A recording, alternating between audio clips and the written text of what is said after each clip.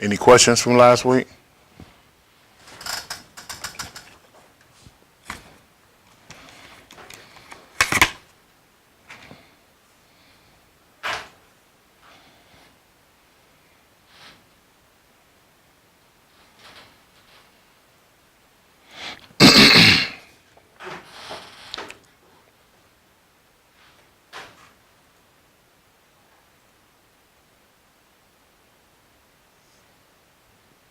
Any questions?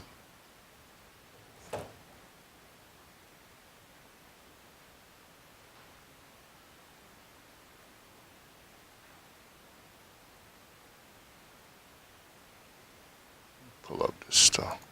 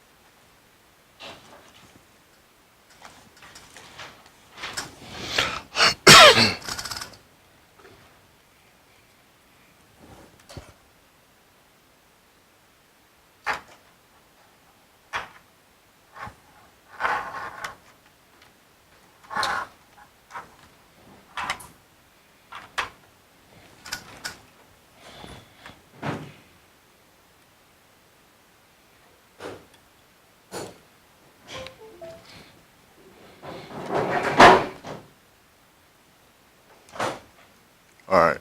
So there's no questions. Let's guess we push on, I guess.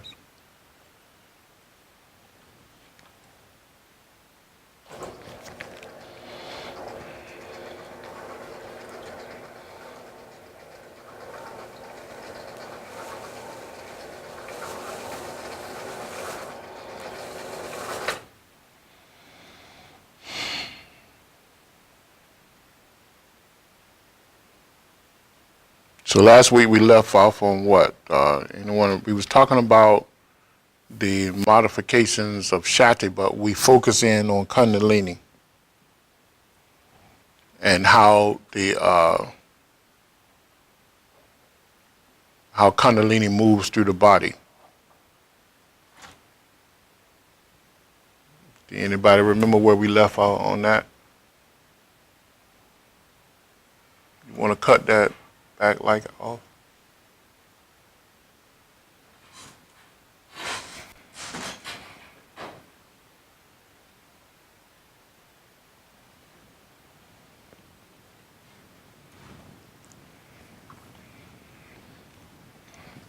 Anybody remember where I left off at?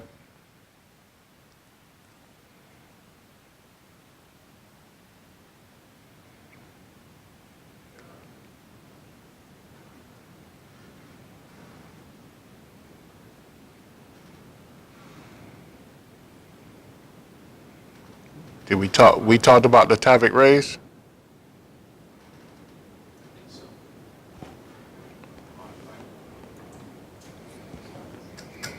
It's 62. Okay.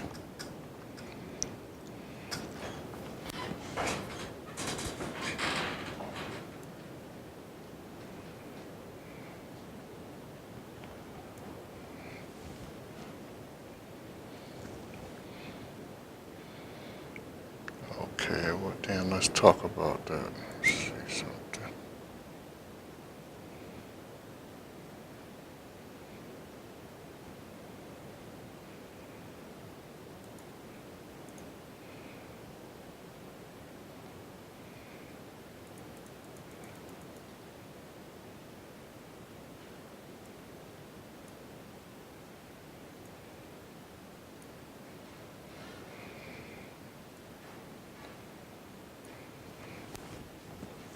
Everybody can see that?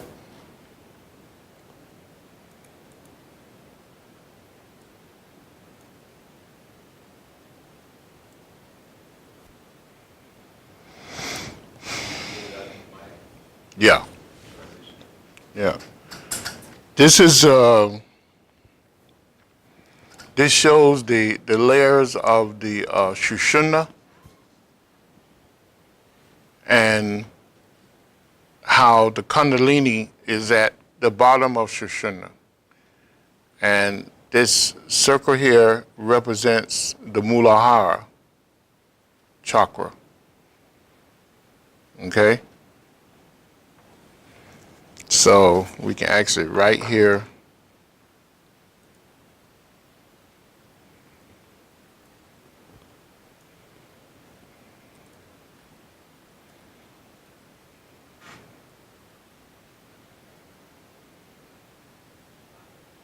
Moolah, right? Is it? Yeah, that's right? L.A.? Yeah. Mooladhara, right? Chakra.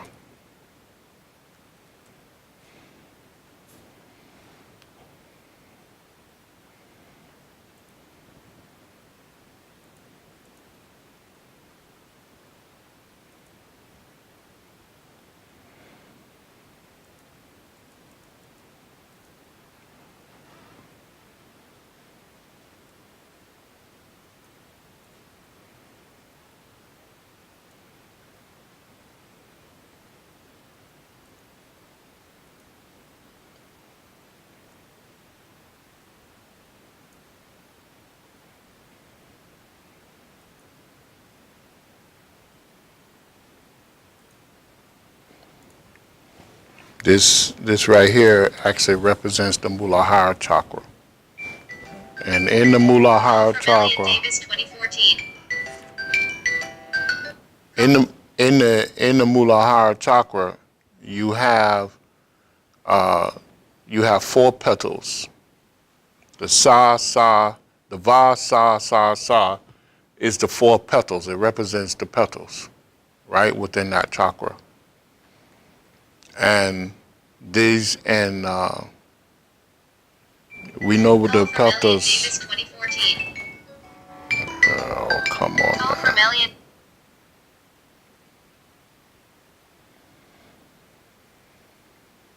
Hold on for a minute.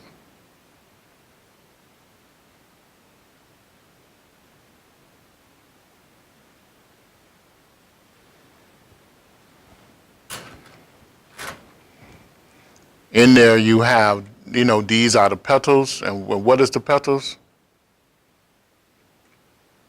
What is a petal? No one?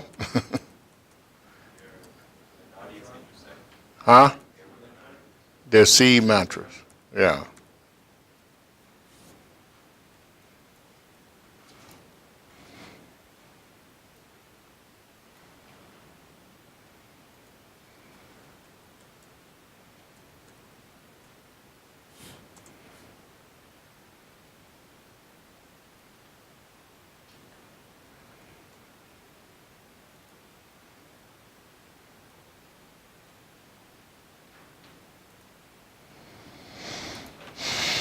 So if you look at these, I gave you all this diagram before too, so you should have it.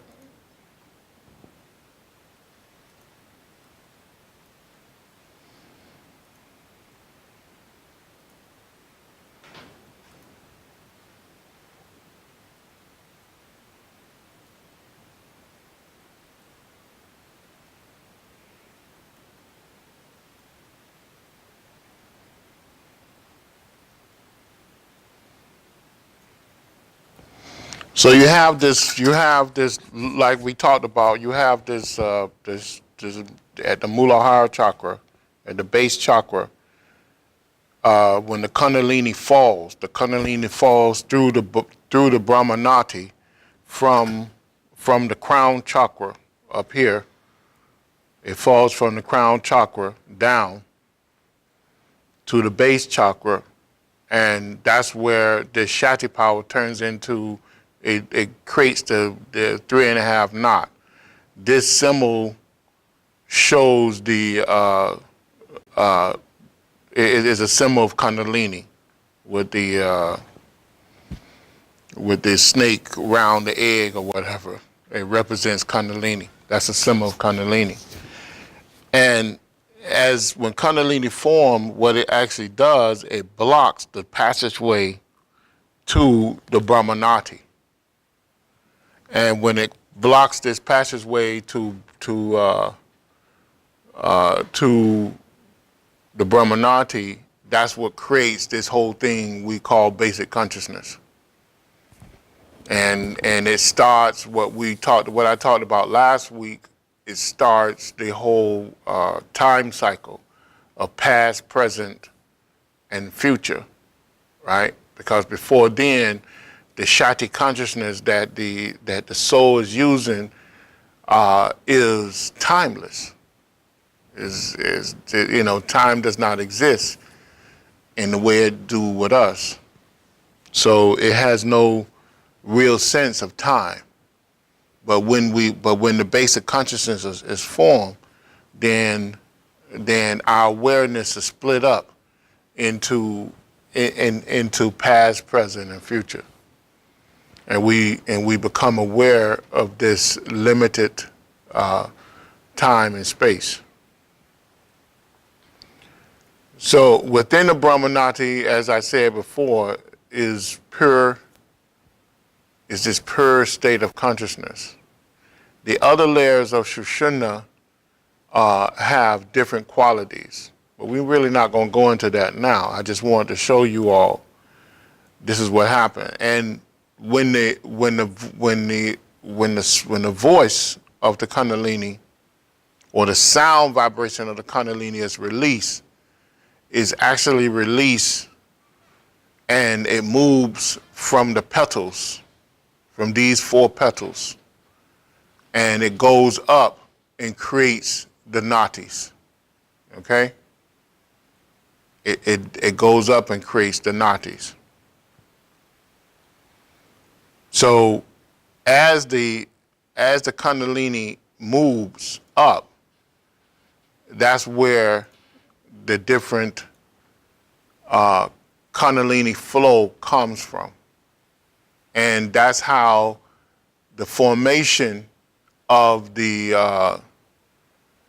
energy patterns respond to the vehicle of consciousness of which is the Kundalini flow of energy. So in other words, you have the Kula Kundalini flow. The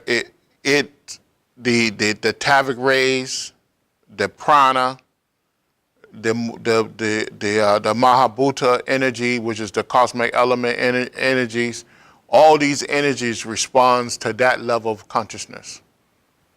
And the Kundalini is the thing that helps create the level of consciousness, or the pattern in which the pattern in which these energies will take. Okay? And as it moves up, as this sound vibration moves up to the sex center, it takes on the pattern of that flow of Kundalini. Okay? And that's how it happens at each level. At each level, you have the Kundalini taking on a slightly different type of consciousness, right? And all the energies of that particular level responds to the energy, to the level of consciousness. Okay, remember, one of the yoga practices that's given to us as a yogi, as a metaphysician, really, when you wake up in the morning, the first thing with sunrise, they tell you to do what? They tell you to breathe through idle, right? to make sure to hold down the right nostril, right? And make sure that the breath is what? Is flowing through Ida. Because why? Ida is what? It's the mental energy. And if you notice the first thing, if you notice and wake up in the morning, what happens to Ida?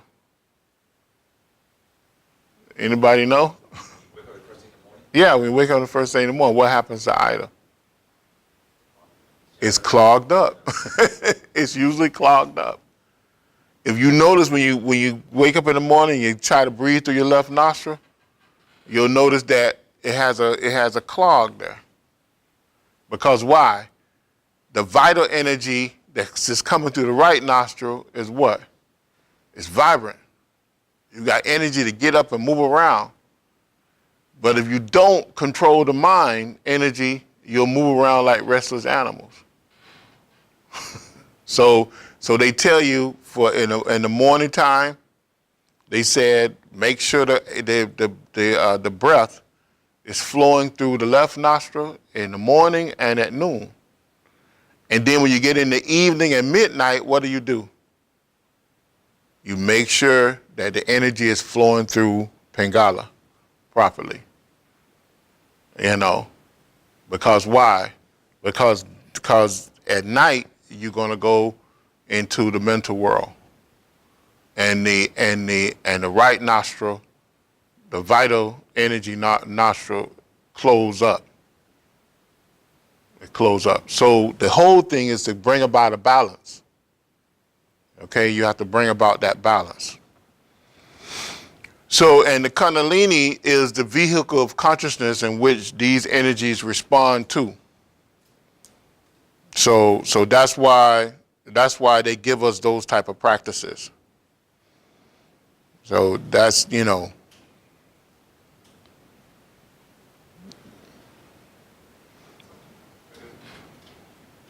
Go ahead. I got to turn my mic on. So Kundalini expressed in the Mooladhara is Kula.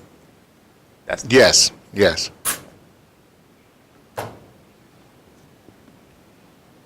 And Vani in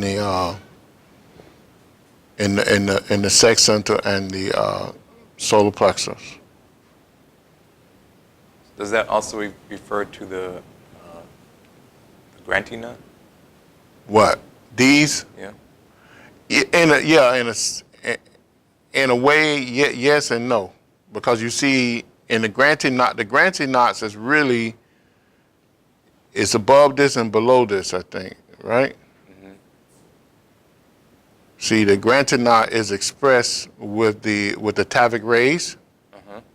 You see, Rucha, Vishnu, Brahma. Mm-hmm. Those are the Tavic rays, but it's also the granting knots. Okay. See? So, you know, because the base and the sex are modified by the earth. Mm-hmm. And then the solar plexus and the heart, And the heart modified is by the sun. Yes. Okay, and then the moon, it modifies Christ and the throat. But doesn't Surya refer to the sun? Yeah. It is the sun. It's a sun. It's a cosmic energy from the sun. So, but this is what I want you to understand, that when you have, how do I say this without you not distorting the message?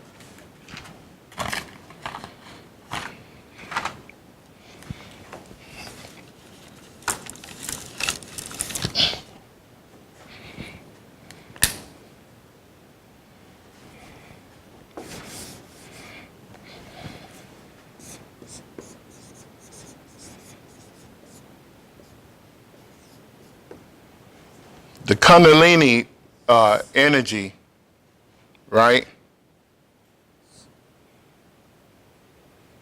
It shapes or molds all other energy. Okay? It shapes and molds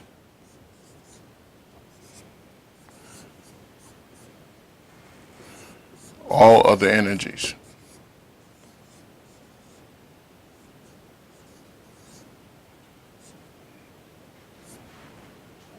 All right, everybody understand that?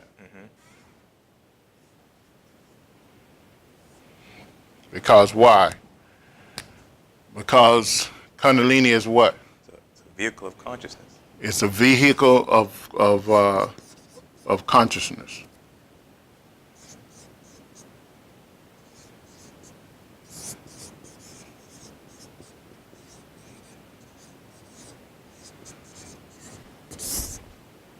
Okay? So at each level you go through, Kundalini takes on a particular configuration. And that configuration pushes and molds the energy in a certain way. Okay? So those are like different states of mind. And Those are different states of mind. And not, I don't want to say mind, but consciousness. yeah, because Kundalini moves, that Yeah. consciousness level is expressed at Yes. that point. So as the energy come through, it's like, in other words, it's like if I have a machine, right? And but I have to do what? I have to push electricity through the machine in order to animate the machine, right? Mm-hmm. But the machine has a particular character. So what is that character? It's a state of consciousness, right? So now the machine, the machine can only do what it can do because of its configuration. You understand? It can only do what it's designed to do. Yeah. In other words, if I had electrical staple machine, now the staple machine doesn't work unless I plug it up and push the energy through it. But it's designed to staple, and that's what it do. So at each level, the vehicle of consciousness take on a certain quality, you know, and it's going to do what it's going to do at that quality. So that's what the vehicle of consciousness is doing. So when we push the energy through it, it's going to operate at 1%. Oh, this thing done dried out. It's going to operate at 1%, right? At that level, or 100% at that level. See? And our job is to make sure that we reach 100% at each level. Okay? So it's only going to do what it's going to do at that particular level. And that's what it molds and shapes the energy that comes through there. All right? Hence why a full raise of Kundalini to the crown is a nirvana Kundalini flow. That's right. That's right.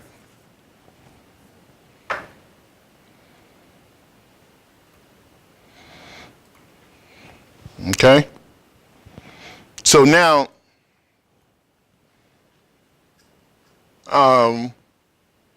so I mean, I don't have to go through this because we'll just be repetitive. Everybody understand that, right? That's the bija of the. Huh? That's the bija. No, I'm talking about the Kundalini. Oh, yeah. So when you start looking at the chakra, at the different chakras, and you know the energy that flows through there, the pattern it takes, it's taking that pattern because of the vehicle of consciousness, the Kundalini that's there. So you cannot blink an eye. You cannot wiggle your finger. You can't think a thought without the power of Kundalini. Kundalini allows consciousness to happen. Consciousness molds and shapes mind and vital energy. Okay? No, it doesn't adopt to it. It molds and shapes that energy. Yeah. It molds and shapes. It doesn't adopt to it. It's the actual instrument that is making. Yeah, it's the vehicle of consciousness. you, what makes you get up in the morning? Yeah, but I'm saying your consciousness drives you to do what you're gonna do. Right? The will within you drives you in what you're gonna do. Remember Dr. King talked about the 7 dimensions of creation? That's an expression of what? Kundalini. Of Kundalini. Because you have will, right? Divine will imposes the necessary Conditions upon what? on mind. Upon mind. You have will, you have mind, and then you have what? Motion, right? To bring it to motion. That works in a time frame of what? Length, breadth, and height. Yes. So the Kundalini is this will, right? Because it's this divine subtle consciousness that's doing what? That's been molded and shaped by what? By what? What mold and shape Kundalini? Soul. Soul. And soul is that, and soul represents the divine will of what? Spirit. Of spirit. And see? So that's how the whole 7 dimensions of creation work. That's why Dr. King said you cannot have less than 7 dimensions. You can have multiple 7 dimensions, but you can't have less than 7. Because you always need, because that divine will is the driving force. Right? And see, that's what the soul did in order to operate on this basic level. It created divine will on this basic level still operating at the 7 level, at the 7 dimensions of creation. See? And still, where the soul was, it probably was operating on 49. 7 times 7, you know. But still, here, you have the will, imposes those conditions upon the mind, right, as directed motion in a time frame of length, breadth, and height. And at each level, you honor that 7 dimensions of creation. Everything in manifestation. Every single thing in manifestation. So whether you operating at the base physical level or the sex level, right? The base physical sex level or the solar plexus level or the heart chakra level or the throat level, is still that same thing. It's this Kundalini as divine will, imposes the conditions upon mind, right? Motion is what? Energy. Anything that's in motion is energy, right? In a time frame of length, breadth, and height. So at each level, and that's why I said Kundalini is a vehicle of consciousness, which when you read when you study the Serpent Power book, he clearly says Kundalini is the vehicle of consciousness. He states it in that several times through the book. And that's the whole thing that you're trying to get people to understand, is that vehicle of consciousness. Okay? So Kula and Vani, what does Kula mean? it's a sound. Sound. It's a peak of sound. You know? You understand? Mm-hmm. It's like a height of sound. And Vani is sound too. It's a pervading sound. You know, it goes out. And a lot of people represent Kula with like a mountaintop or something, mm-hmm. which don't make no sense, right? Mm-hmm. Mm-hmm. But it makes sense because Shiva reveals itself. You understand? So you see the whole mountain. Huh? Yeah. So. Pure potential. Yeah. Yeah. So at the Surya level, Kundalini flow, is that where, like at the heart and the throat, is that where cosmic consciousness begins to reveal itself, or you begin to experience cosmic consciousness?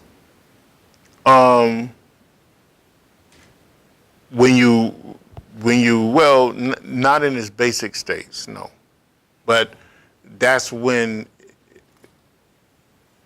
you are exposed to what they call what is called a Savic consciousness. You know, Okay. you have the Thamas consciousness, or the Thamas frame of mind, or quality of mind, and then you have the Rajas frame of mind, and then you have the Sava or Savic frame of mind, and that's where that begins to reveal itself. So at that point, you're beyond the lower realms. Then. Yes, yeah.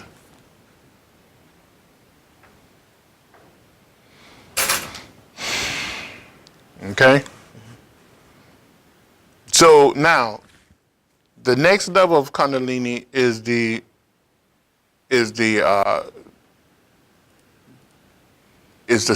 mantra sound of that particular chakra. And of course, again, it takes on a certain character. You know, you have one main mantra sound that expresses itself in each chakra. Now, of course, we're going from the base chakra to the crown chakra, but really the original way was from the top chakra, which is the AUM chakra, down, because all sound comes from where? It comes from the AUM. You know, when you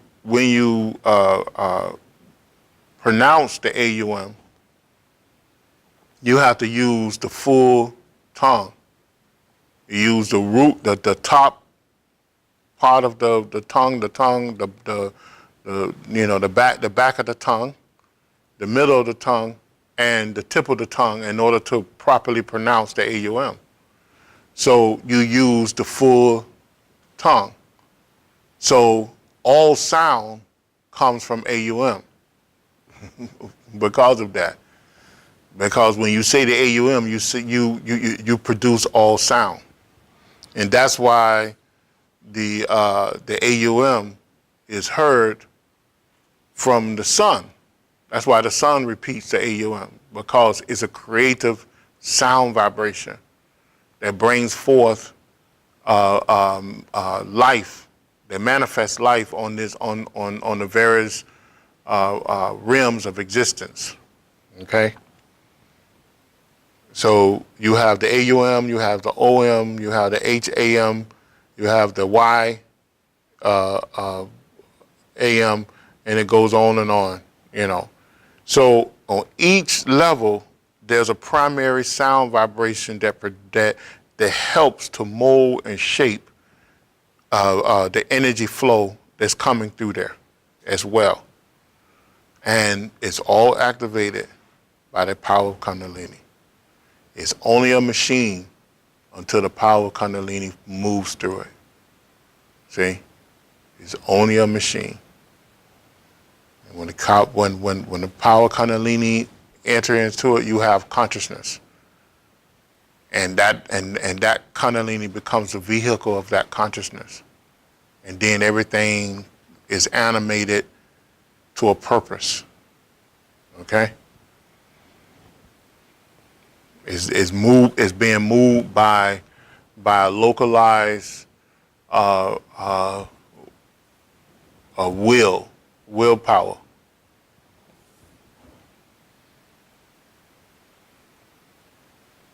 You reciting those mantras?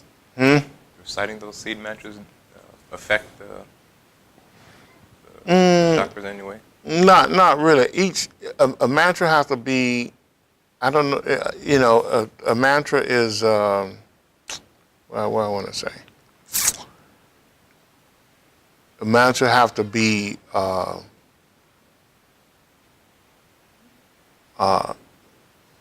defined, have to be decoded. You understand what I'm saying? Have to be decoded. The same way language is. if language doesn't have a code, then you're not going to understand what's on my mind. In other words, you understand what I'm saying? Because I just can't throw letters together, which is letters are bits of sound. I just can't throw those sounds together and then expect you to understand. I have to lay it out through. I have to form an alphabet. Each alphabet needs to have a particular sound and a particular meaning behind each letter. And then when I form the word must describe something. And then when I form a phrase, the phrase must point to something. Then when I form a sentence, the sentence must tell a story. So it's the same way with mantra. You know, if you read the book of the Garden of Letters, it'll tell you that. It'll tell you that, you know, and what happens, the yogi or the adept, they go into contemplation and meditation, and they find the keys of placing these sounds together in order to do what? In order to release a particular energy into a particular realm of existence or consciousness or whatever, you know. And that's why mantra works, you know. One of the most popular mantras that we use, and the mantra number 1, right? There's a story that talks about how the adept that formed that mantra together went and studied those mantras to form it together and pull that mantra from raising Kundalini to the base of the spine. You know, and in order to get the format of that particular mantra to the base, and maybe I think to a little of the heart chakra, in order to formulate that mantra the way he did, right? And give it such power and impact on people's lives. And each mantra was formed by some yogi adept that studied the mantra and placed those mantras together in order to produce a particular power. You know, and it was comically put together. So it's not just necessarily, you know, saying that particular mantra. Because another thing, sometimes with mantras, especially mantric words or phrases, you have to put a prefix and a suffix along with the particular word in order to be able to release the power of that word. You know, so or that mantra, or get to the root of the mantra in order for that energy to be released. You know, so there's all type of rules and regulations behind mantra that you have to learn. So, like, for example, many mantras start with OM. Yes. And that's... But you see where the OM is placed, you know, is at where? Christ. Is at the Christ center, is at command center. See? So that tells you something, right? So it's a trigger mechanism, right? It helps to send a command from the top back down to wherever it needs to go, and then back, you know. So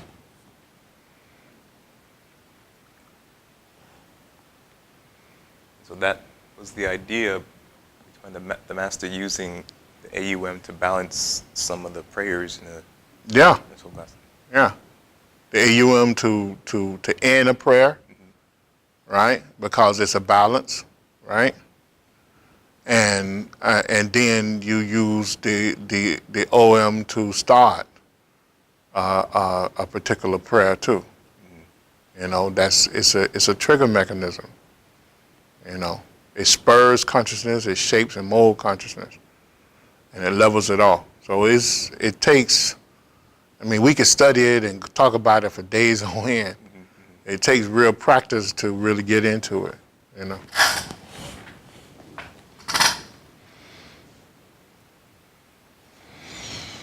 Okay, so everybody kind of understand that? So is that, and that's part of the Kundalini. Okay. And then you have the petals. You have the seed mantras. And remember, the soul place the chakra mantra at the chakra, and the seed mantras at the chakra too, in order to allow the vehicle of consciousness to move through there, and remember this sound vibration that's being released by this Kundalini flow of energy that's being released by the Kundalini is what? What is it? Anybody remember? The energy being released by the Kundalini, it flows how and is what? It flows to the Nadis. It is the Nadis. The Nadis, the 242,000 pathways of line of force that's coming from the Kundalini is Kundalini energy. It is Kundalini energy. See?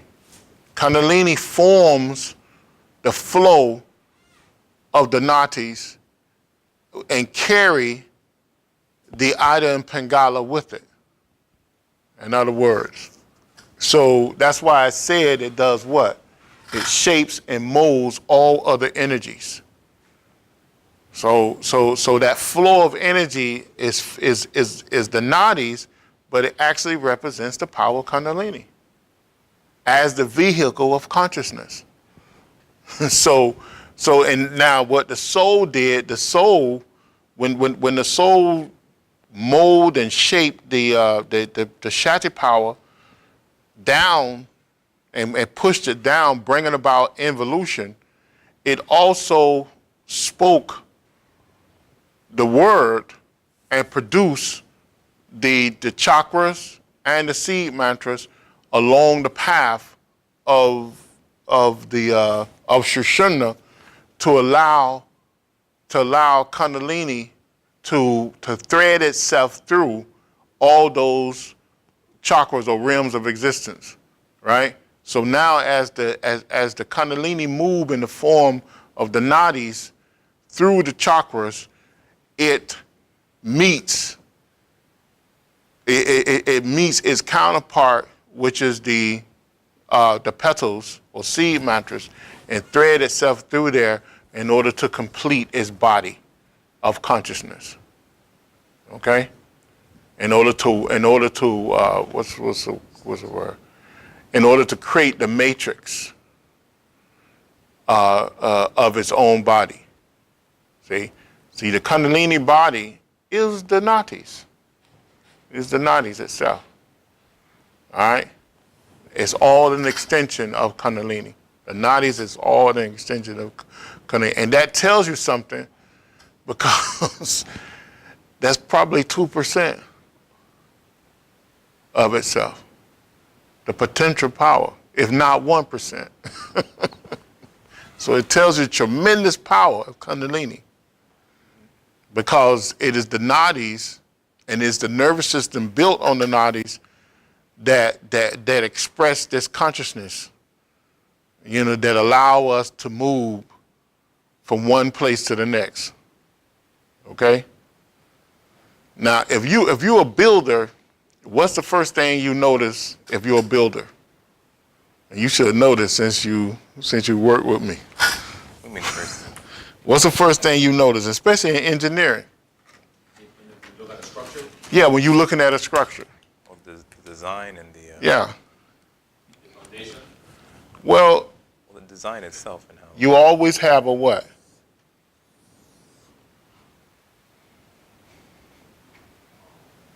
You always have that, right? Mm-hmm. Right? An X and an O. Why? Oh, Huh? because those are the types those are like the structure of it that what helps. Yeah. One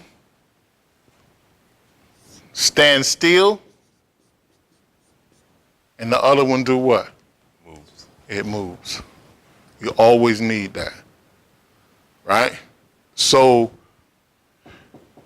with us, what stands still? Kundalini. Kundalini. And what moves? The nadis, or the bodies built by Kundalini. Kundalini, you have the X and the O. No. Over 90% of Kundalini is what? In a Shiva state. It's in a Shiva state. And then the other part creates the Nadis, which allows a flow of energy. And it pulls on what? On Kundalini and the pranas. It pulls on the cosmos, right? Is that right? Yeah, that's right? Cosmos. It pulls on the cosmos. Right? So you always need an X and an O. You always need an X and an O. So the X represents what? Like in building? Hmm? Like in a building, or just 2 triangles, really 4 triangles. What is a triangle? Yeah. Yeah. well, going up is a symbol of advancement, evolution. Oh, what is it? No, just think about it.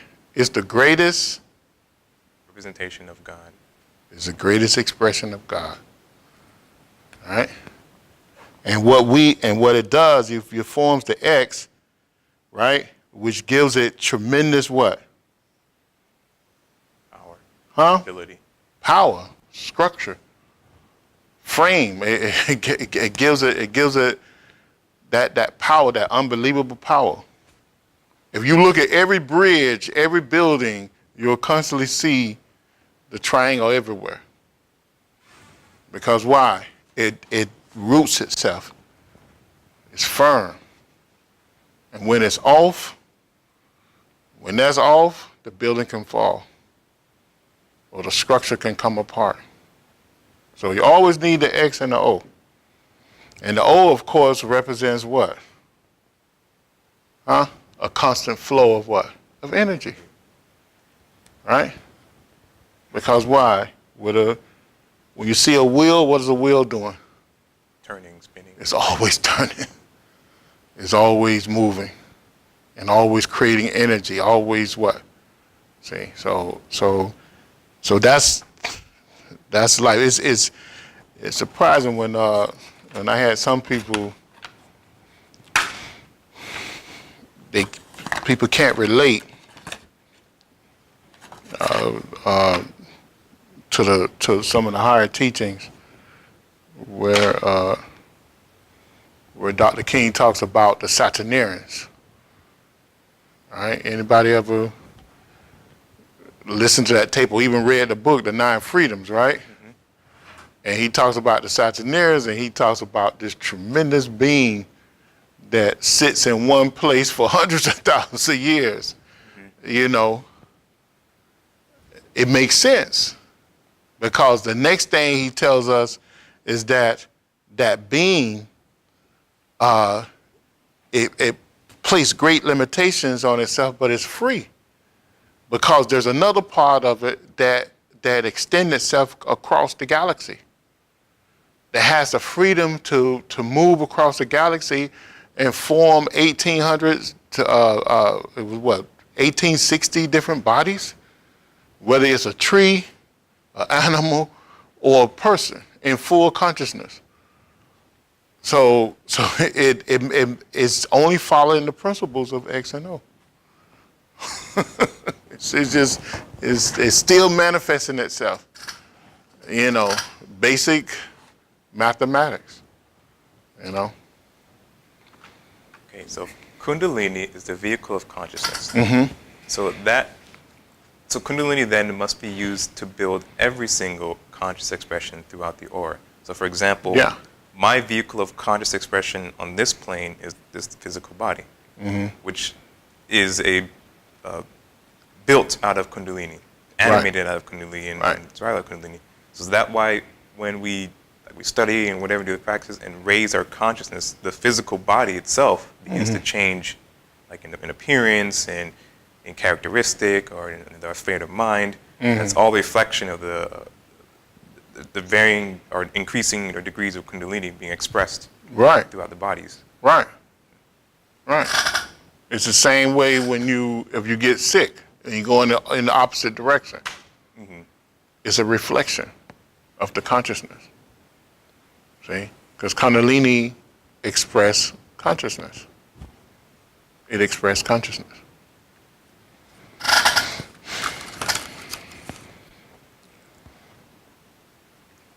Okay, as we coming up on an hour. There's any questions?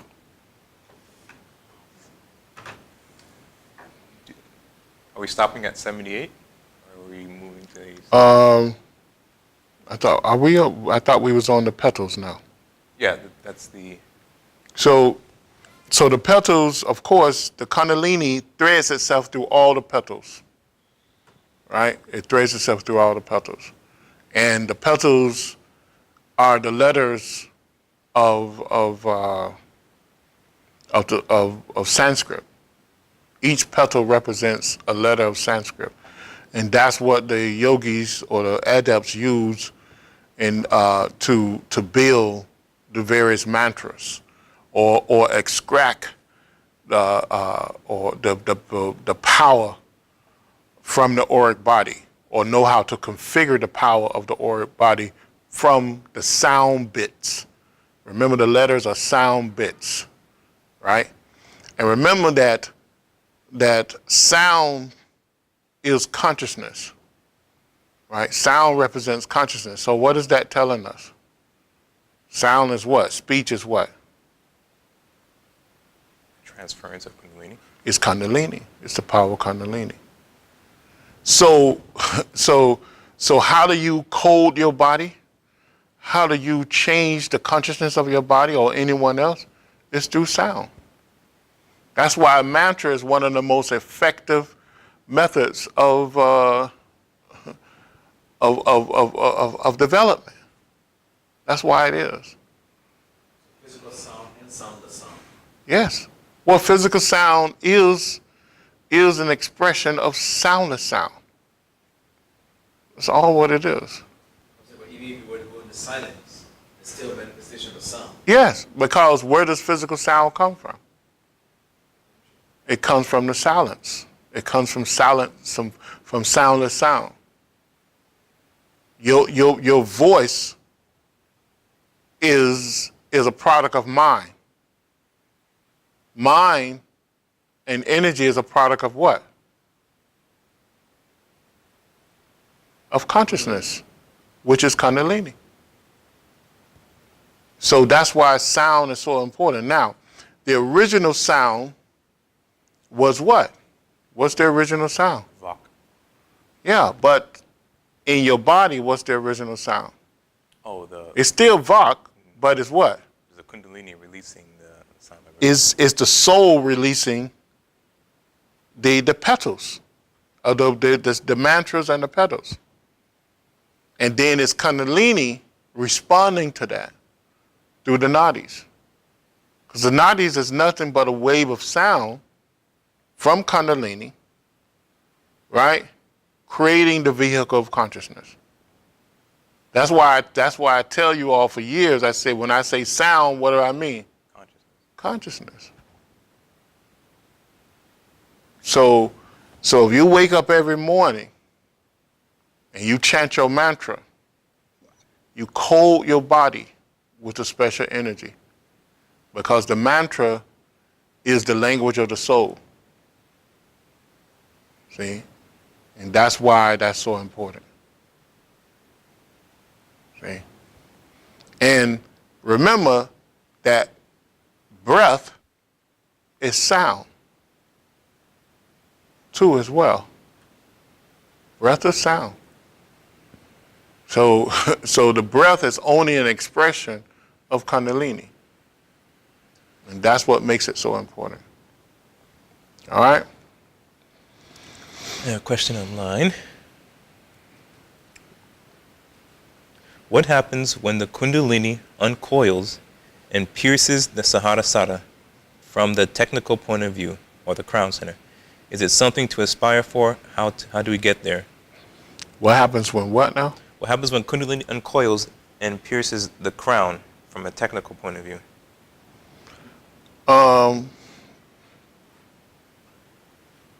We talked about that earlier.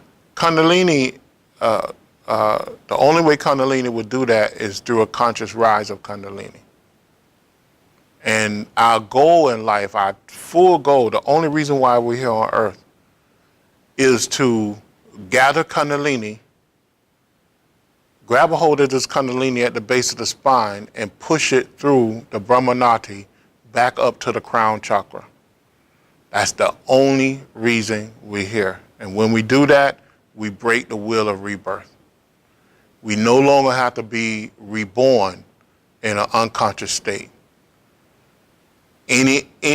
All future rebirths on this planet or any other planet will be a conscious thing. It will happen consciously. Our only reason for being here is to control the power of Kundalini. That's our only reason for being here. And the only way we do that is through obeying the laws of karma, working within the framework of karma, which dictates to us that we must be of service to everything around us. You know. So one of the ways of gaining control over this Kundalini is through service. You know, of course, we had the various yogic, tantric, Kundalini techniques, but in all those techniques, the steps to gaining control of Kundalini, you must do the yama and the niyama, which is the control of all your thoughts and actions under the law of karma, and recognize the absolute. You know, recognize Brahma and everything, which is niyama, the observance of God.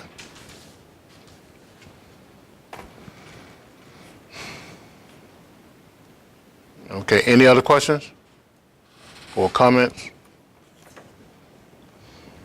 Oh, are the diagrams you mentioned and put up, are they in your book, The Ancient Language of the Soul? I think some of those diagrams are. I saw that Kundalini one. Not Yeah. Kundalini, the Mooladhara one where you explained the rapping. Yeah. I've seen that diagram before. Yeah, I gave that diagram to other classes. If they want that diagram, I can email it to them. Just email us and I email them the diagram for today's class. But it's an old diagram. You might have it too. I have it, but I couldn't find it while you were talking. It's called Shushuna. It's called, let me tell you what it's called.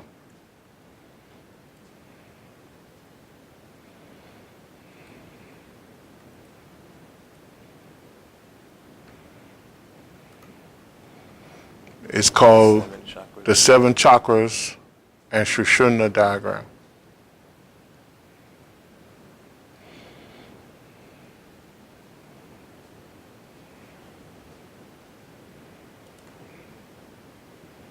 This is how it looked. Dwayne.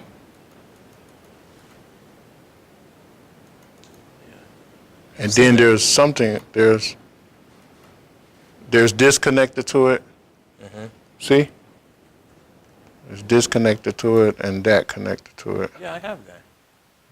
I just couldn't find it on my computer. Yeah. So you can send that to them as well. Oh, this is another point. Let me tell you this. This is important too before we close out. It's in that same, this is in the same diagram too. The Kundalini flows in the front of the body for basic man. It flows in the front of the body. It weaves itself through the petals, and it layers itself and creates it creates the matrix to allow the nervous system and the respiratory system to layer itself over it. all of this have to be brought back and pushed back through Shushuna in order to develop yourself spiritually. So, Raise the power. yeah, you have to raise the power through Shushuna, because Kundalini, this basic form of Kundalini, do not travel through Shushuna. It travels in the front of the body, but in our job is to make Kundalini travel in the back of the body through Shushuna. Okay? So, and I like how it's symbolism, but I like symbolism. Alice Bailey talked about the glamour, right? That we're caught up in the glamour of ourselves. So we, we're constantly looking in the mirror in the front of the body, because we caught up in glamour, how we look physically or whatever. But, it's the back of the body is spiritual development. The front of the body is really involution, So it's something to think about it. Could you define the levels of awakening of Kundalini? For example, which level is the person at if he or she constantly breathes prana, which constantly moves through Sushumna for about a year or so?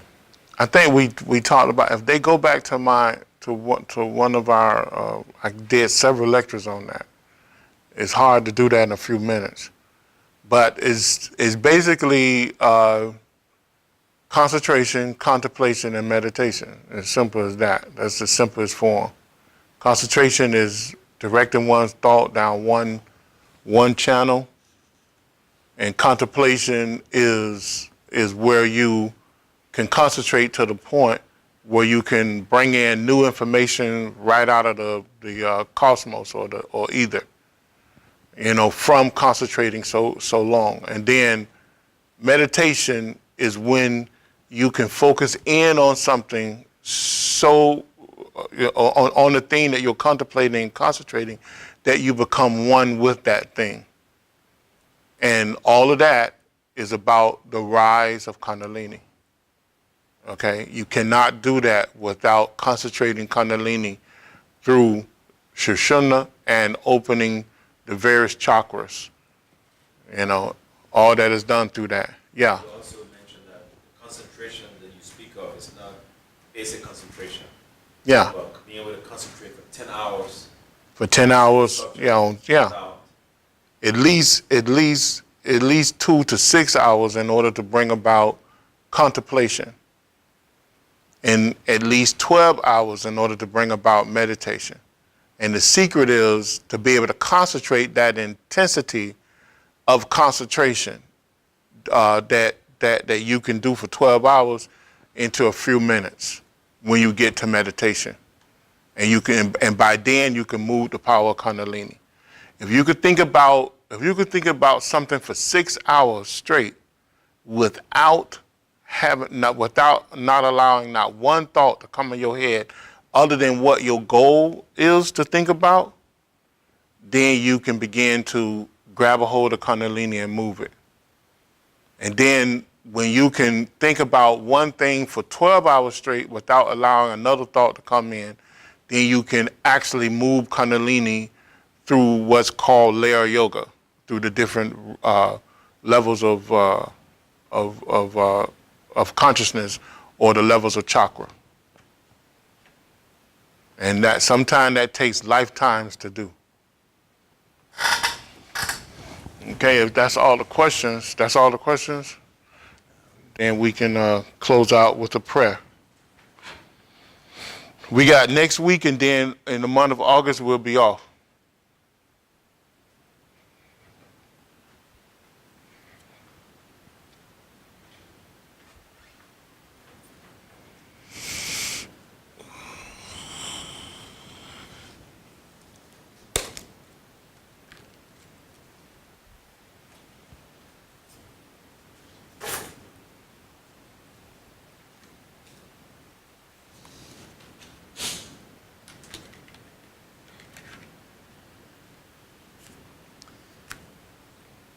The New Lord's Prayer.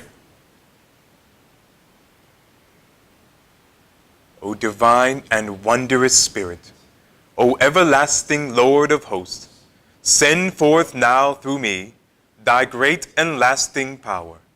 Allow me, Almighty God, the lasting privilege of radiating to all the world thy great love, so that those who suffer may be given the power and energy to rise above their weaknesses. Almighty God, in great humility do I ask you to send forth your power, to give to me this great lasting privilege of being a channel, so that my suffering brothers may be helped and guided and healed and lifted into thy light, so that they who know not may look up and in doing so receive to their higher selves your divine counsel. Almighty God, this day have you granted me a divine privilege. I ask you now to give to me the strength so that never again will I turn from my inner vision of you. O great peace, great peace, great peace. In praise of your greatness, O God, doth my soul sing. Grant it energy to sing on forever and forever.